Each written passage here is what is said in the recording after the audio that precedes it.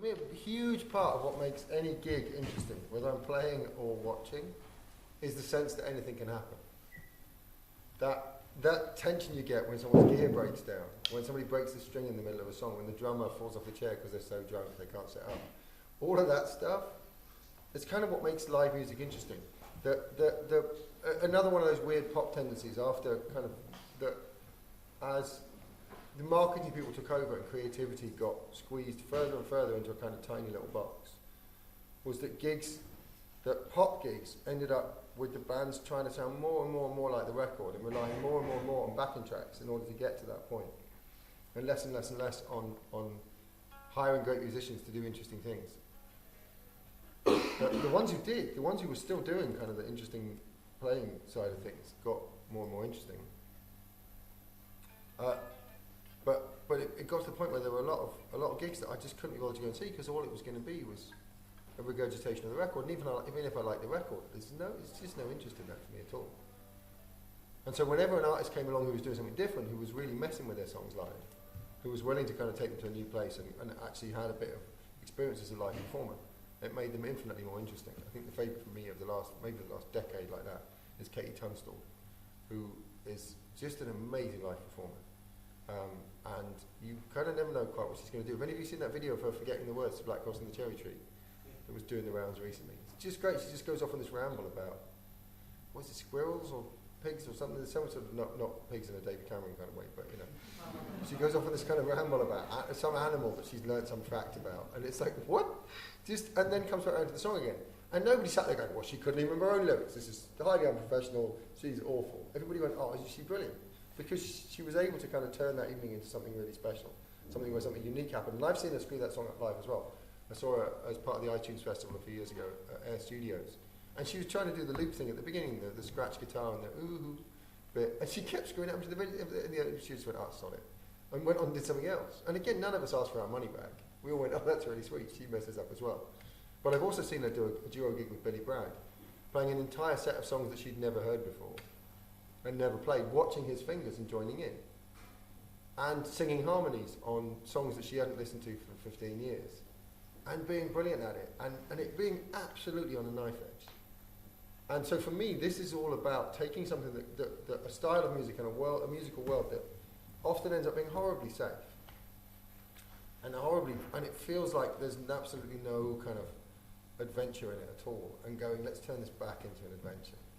Let's play this stuff in a way that means we're never quite sure what's going on. And so when Andy and I started working together, again, the band version of this has come on leaps and bounds since I started teaching here and then working with Andy. Partly because I started to get more experimental with it just to scare him. That was kind of fun. Frightening Andy is a fun way to spend your days. And so we would be doing gigs, and like the first time we played, and it was like, what, really? Like no set list? It's like, no, we're just going to get up and play. And it's funny because further on down the line, when we work with other people who've come in and go, what, no set list? And he's like, it's all right. I was a bit frightened at first as well. He's like the nurse who's already had the operation. She's like, it's okay. The injection stings a bit, but after that, it's fine. And that's what he now does for the people that we play with. Because I'm going, this is great. This is what I do all the time. And he's going, look, I know it sounds weird. It will work. And it does, and it always does, but it's always right on a knife edge. And there are those moments when you're sat in the middle of it going, I have no idea what's happening here. There's no way. You get that feeling of you're never quite sure what's going to come out. And if you're doing it in the studio, it's kind of different because the risk is that nothing good comes out, and it's a bit messed up. But you can always go back and edit if you need to. So if you hear the record that Fire and Andy and I did, you'd be surprised at how much of that is just what came out of just the three of us jamming and making things up. But we had that safety net that Fire was going to take it away and chop it up and kind of remove the bits that were just rambling. But live, you don't have that. I don't have that option. I don't have the ability to go, let's go back and edit out that chorus, and then you can all listen to that again and think I'm amazing. It all has to come together. And so that danger, that sense, especially when you're like just one bloke sat in the middle of a stage, there's not really that much to look at. I suppose if you get up and dance or have squirrels or something running around, if you just let wildlife loose, that would be kind of fun. But actually what I want to do is I want to get mirrors set up, because projections is a bit obvious. I want to get a couple of big mirrors behind me so you can see what I'm doing, because that's where it kind of gets interesting. It's the gnarly nitty-gritty of it. But it's also why I use a lot of analog pedals rather than just digital, is that it means it's never quite the same twice. I can't get those sounds back again. I can head in the same direction, but But the digital stuff I can copy. That is always, I can make it louder or softer, but it's not going to change. Whereas the stuff that I'm doing with this, so I change where it goes and I change how it fits with the other combination stuff. Whereas with this, and running through the signal chain, it's different every time. Questions?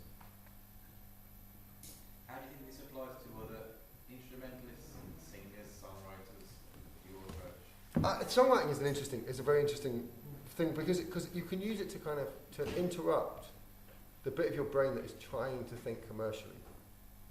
Because thinking commercially is normally the death of any creative process. That if you're worried about trying to sell a lot of copies of a thing, because even the people who are the best in the world at that fail almost all the time. Most of the songs that Diane Warren writes aren't hits.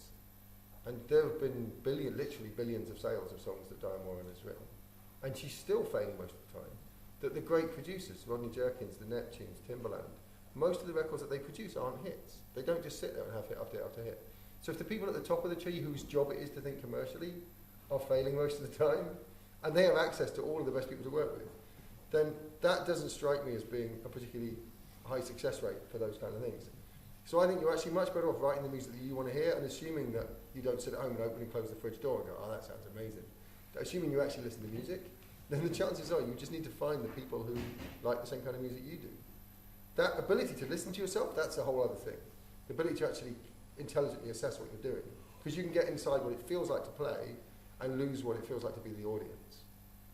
But again, that's one of the things that looping has taught me, is that I've got much better at listening to things as they are. Because sometimes when you, let's have a show of hands, who's had that experience where you play something, you record it, and while you're playing it, you think it's amazing, and then you listen back and go, wow, that really sucked. Anybody had that? Yeah. Anybody who hasn't, you either have never recorded or you're lying. This is just a universal kind of musician thing. Either that or you're so down on yourself that you just think you suck all the time. Fair enough. We'll deal with that.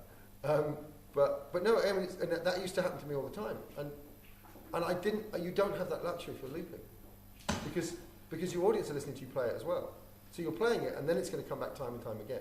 So you either get it right or go with it when it's broken. And that, my favourite bit's always when I have to go with it because it's screwed up. Right? Like in that, I got my fingers tied in a massive knot playing that piano part at the beginning because I was like, I kind of want the note that's, I don't even know what the notes are at all because it's just a grid. I've no idea. It's mapped to a key, that particular patch, so I can't play out of the key, but I've no idea what the actual note, I'm not thinking, I need to play a C, which again is useful for me because I have a really cerebral approach to playing bass. I see a grid across the neck in the key that I'm in. So being able to hamstring that. So I think that one of the things that applies to everybody is to find ways of circumventing your normal approach to stuff. And improv is a really great way of doing that because it throws you in and you have to react rather than think. You don't get time to process it and go, oh, I think I'll do this chord because that's what the Beatles would have done. You don't have time to do that. You have to rely on a completely different set of kind of mental faculties to get to that place. And you'll suck at it for a while. You will, if you just kind of go and set up in the studio and go, great, let's make a record, it's going to be rubbish. The H&D year that have just left, there were a couple of those who in their first year went in the studio every week and made an album to the material. Put a bunch of them up for sale. There was a bunch of stuff that didn't go for sale because it was awful. And as time went on, they kind of went through and went, well, we don't need people to hear that anymore because we've moved on from that. But that process of doing it was how they got better at it. And they ended up going out doing gigs and playing on the high street and being booked to open as a bass and drums duo, opening for bands in the area, which is kind of exciting. Because they didn't come on the course expecting to do that. They came here expecting to join a Foo Fighters tribute band and go and play walkabout pubs and do the normal things that musicians do. And instead they went, this looks like a load of fun. How can we do that? But it also meant that they started thinking about the other music and what they had to bring to a band situation differently. So I think that if you're not a bass player, then obviously the gnarly specifics of what I'm doing don't necessarily map to what you're doing, but that process of allowing yourself to kind of, the Indiana Jones thing, where he's kind of stood on the ledge and can't see that there's a path, and he steps out and there's solid ground underneath. I feel that at the beginning of pretty much every gig. That feeling of stepping out and going, we could be falling in space here. And so Andy and I, we're talking, there's 2 or 3 of our favourite musicians in the world that have agreed to come and do improv gigs with us. And there's definitely going to be that feeling about it, like, well, what if he comes to play and then we really suck? That's going to be, because So we have a couple of tunes just sorted out. Well, let's learn a couple of Living Colour tunes just in case. No, we're not going to do that. We're going to go out and do it because it always works and we always land on our feet. And Andy feels terrible about it afterwards, and I play him the recordings. And his first listen through everything we've done, he hates. He's like, oh my God, the drums sound terrible, I'm out of time, the cymbals sound awful. And then 3 listens in, once he's forgotten what it was like to play, and he's just listening to it, he's like, wow, this is really cool. It's like, yeah. And I've got to that point before, because I've been doing that very thing of improvising and recording it and then listening back to it. I've got to the point where I can assess things a bit more accurately, a bit quicker, because that's been my musical world for 20 years. So it's not something that happens immediately, but it is something that will help you to get out of the rut of going, God, everything I play sounds like Ed Sheeran. What's going on with that? How do I get out of that? You can start to interrupt that by throwing yourself curveballs. One of the things that I do, on stage as well as kind of when I'm practicing, is I'll set myself a rule to get myself out of a thing that I find myself doing all the time. So on a stringed instrument, one of my favourites is to set myself a rule of not being allowed to play 2 consecutive notes on the same string. Because so often we end up playing these very linear patterns and it's all scales and stuff. And so instead, if I had to, let's give myself something to play to. Let's try and get away from that chord as well, because I play that all the time. What are we going to go for?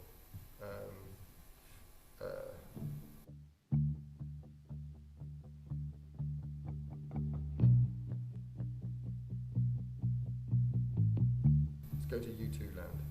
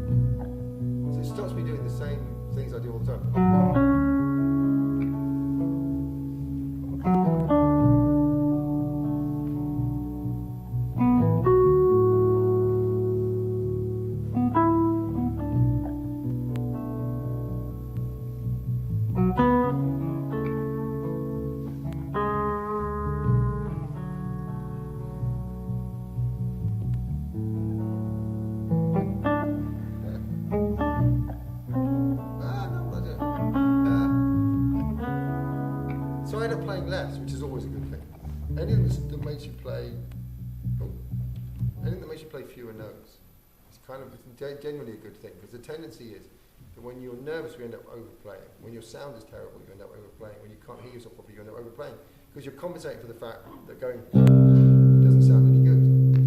So if you get the sound right and go,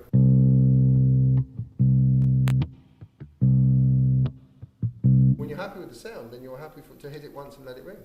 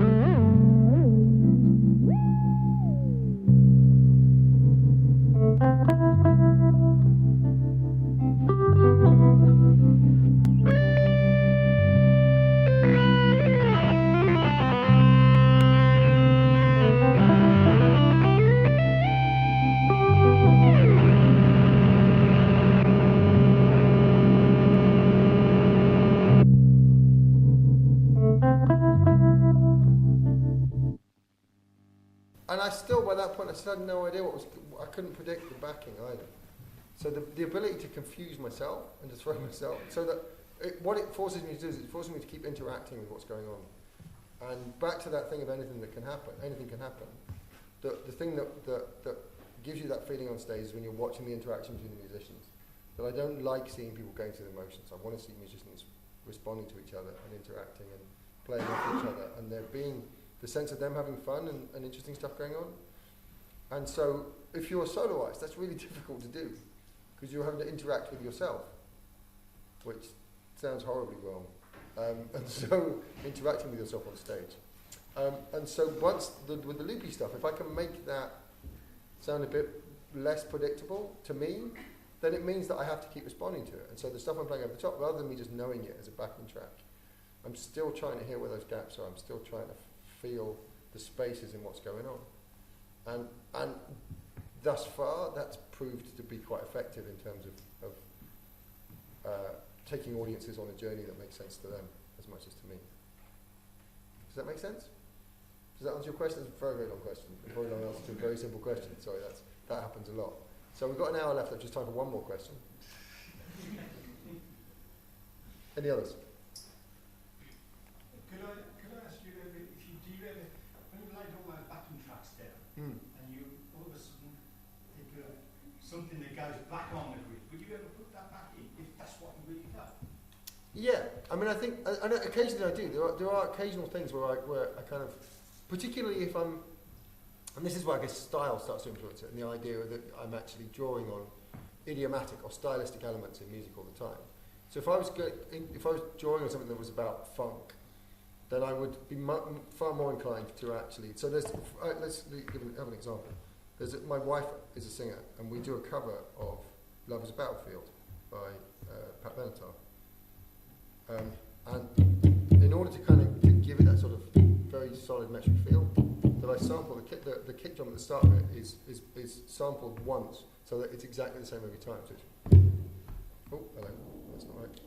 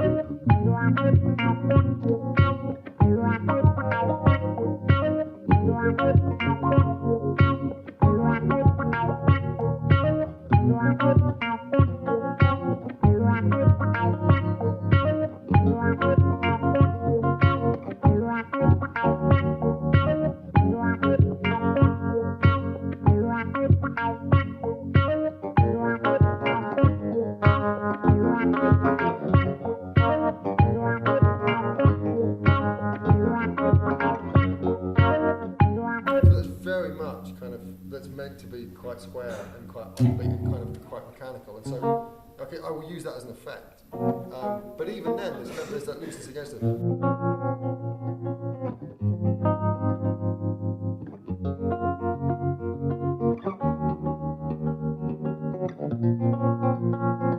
there's the one fixed element being there.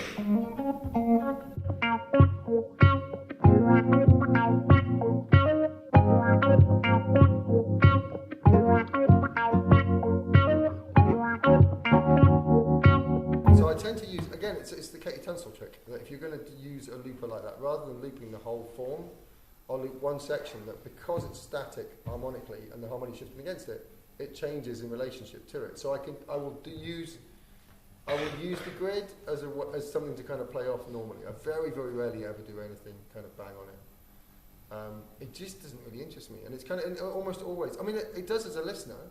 I really like particularly late 90s house, but then again, even then, I tend to like the really emotional stuff where it's like the backing is all and then over the top there's this kind of big emotional vocal. Or something like Lazy by Express 2, which had David Byrne kind of doing this weird talky thing over the top. Or who was it who did the one with Bryan Adams? don't give up, you know it's true, gonna do what you want to do. And it's like a kind of just a straight up house tune, but with this really emotional vocal over the top. And I kind of like that. I like that juxtaposition.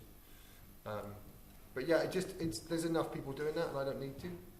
And that's another thing. I tend to find that that normally when someone says, you know what you should do, that what they're suggesting is the thing that lots and lots of other people are doing.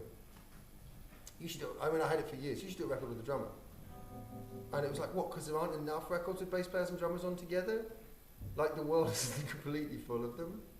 You want me to be pulled back away from making something new towards making something everybody else is doing. And it wasn't until I started to find drummers who would add something interesting to what I was doing. So Roy Dodds is another one that I work with a lot. Daniel Berkman, the electronic percussionist that I work with in California. Seb Roachford, who's in Polar Bear and works a lot with Brian Eno. He's another drummer that I've worked with a few times.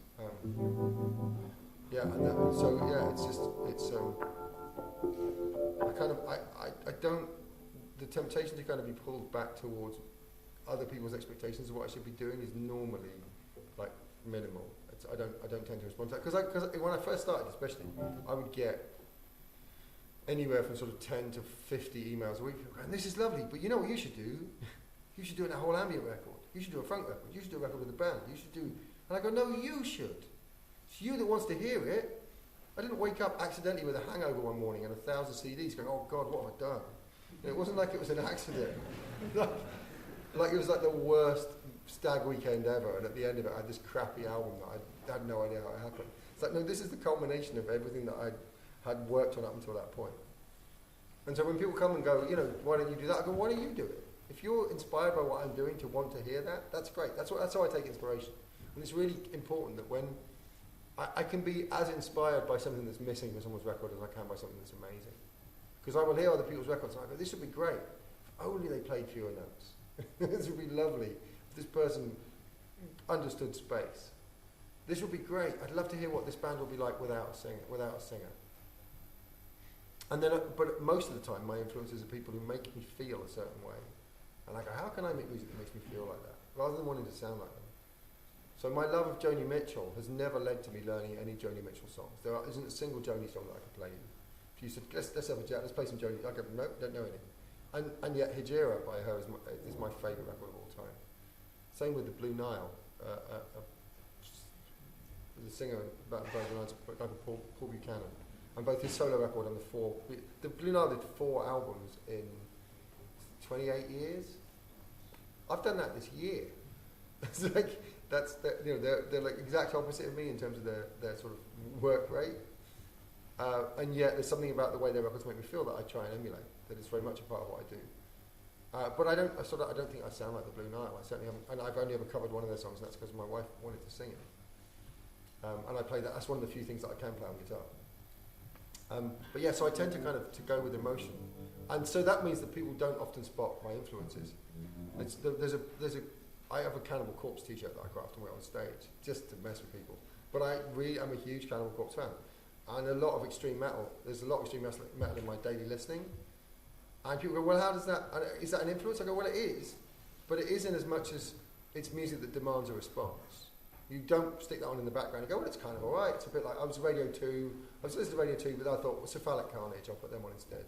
You know, that's not, Pig Destroyer, let's have a listen to them. Because it's them or the Bee Gees, which am I going to go with? It doesn't work like that. It's kind of music that demands your attention. And I kind of like that. I like feeling the pull of music, the music that actually kind of goes, you better sit up and listen. Because bad death metal is horrible. There's nothing worse than a really lame death metal band. Like, it's rotten, and yet when it's really good, it has more impact on me than pretty much any other kind of music. So other than in my side project, Tory Core, you can't necessarily hear it in there.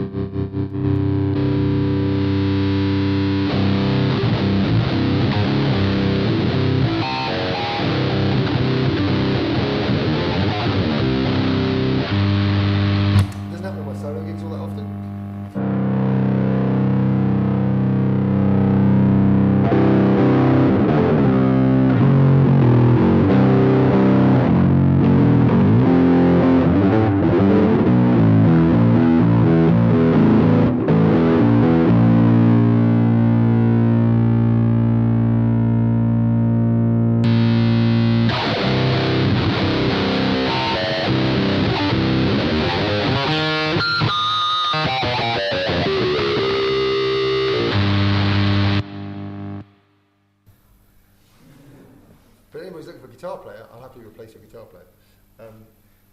So yeah, so it's there but not obvious. I can't remember what I was answering there. I don't know what the question was. I don't really care, do I? Someone say something, then I'll say something that's unrelated. Go on. Any others?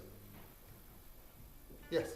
Do you find, or have you ever found that using a loop pedal by recording and live has been restricting on your composing process? No, because that's a really good question. Because I think for a lot of people it is. I think that if you see that as the bounds of what you're doing, then it is incredibly limiting. And the way that a lot of people do it, it's a process I call too much sand in the badger. Because it's like audio taxidermy. Imagine you've got a badger and you go, right, I've shoved some sand in. I need to put more sand in this badger. This sand's going to have more bad sand in it than any badger that's ever been stuffed full of sand. And the badger's eyes are popping out and its eyes looks like it's like an overinflated balloon. You go, no, it must get more sand in the badger. And people do that with a loop. Especially loopers that don't have a feedback control, so you can have things kind of fade and more stuff added. They just keep adding more and more layers. And eventually the badger's eyes are popping out. You're going, no, stop with the badger. Just leave it. It's not badger shaped anymore. It's just horrible. And that tendency to kind of get stuck. This is what most loop pedals are horrible. The technology around this is so just infantile. There's two essays you need to read about this. One is by me. It was written quite a few years ago, and it's kind of like what loop pedal manufacturers don't know about looping. Something like that. It's on my blog. You find it. Google intelligently. And the other one is by a guy called David Torn, who's a friend of mine who is probably the most interesting looping-based musician on the planet. He writes he's all film soundtracks for the last 20 years are littered with his loop-based guitar playing. Traffic is all him. He also wrote the music to Lars and the Real Girl, which is an astonishingly beautiful film, but and a crazy, gorgeous piano score.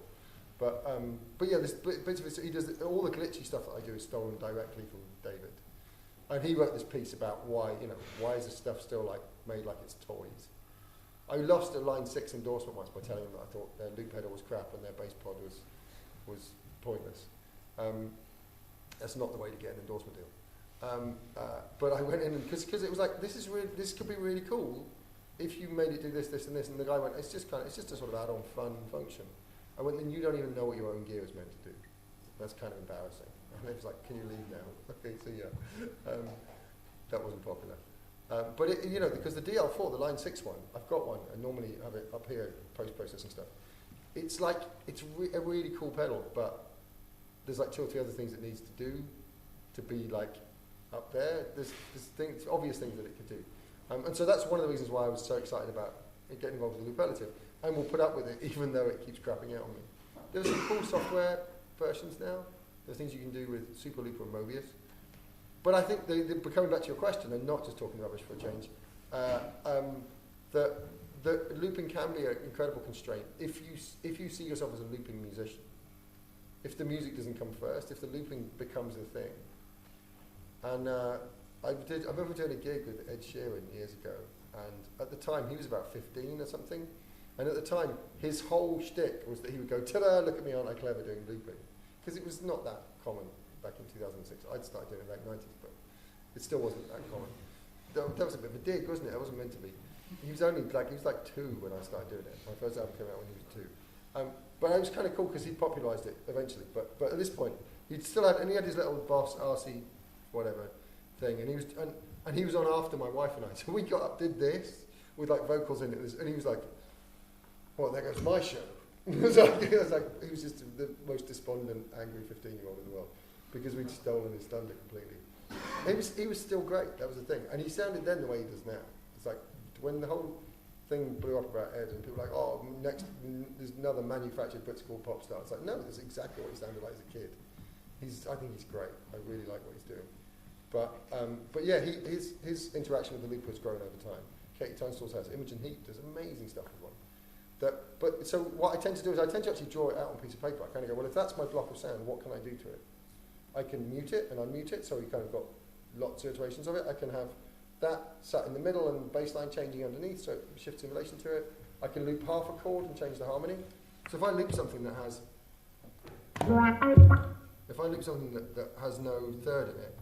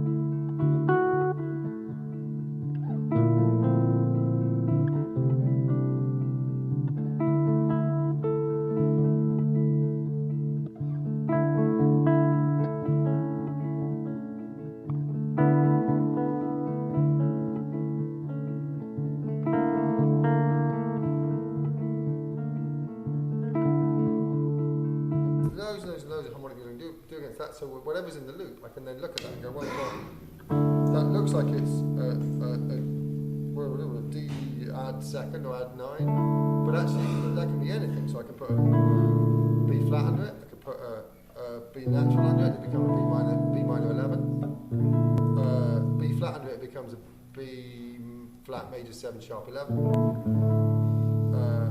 If I put an A flat under it, it becomes sort of an A flat altered thing. Yeah.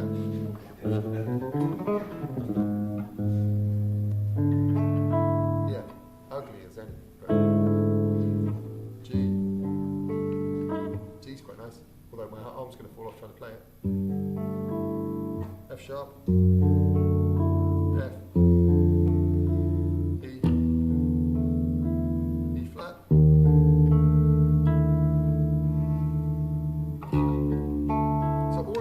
Possible against a single thing, and so if I play that and I stick to a D underneath,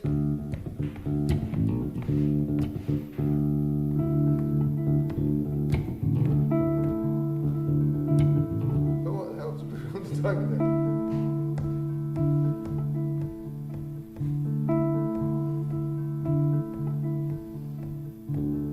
Right, that doesn't make any sense at all. Let's make it interesting.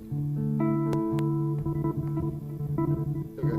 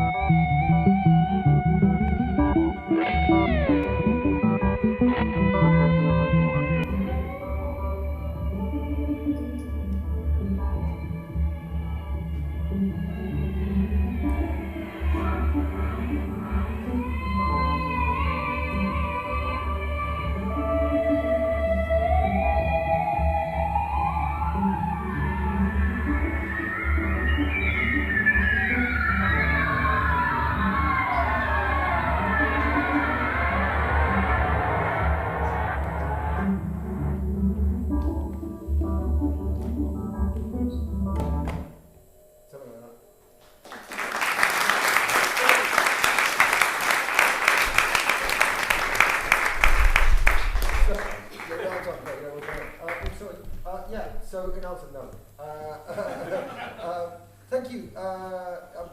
sorry. No more. I was going to play another tune, but I won't. Thank you for listening. You've been incredibly patient. I'm around, so come and ask questions. And send me links to your experiments. I want to hear them. Don't send me links to songs. I don't care about those. Send me links to weird stuff. Thank you.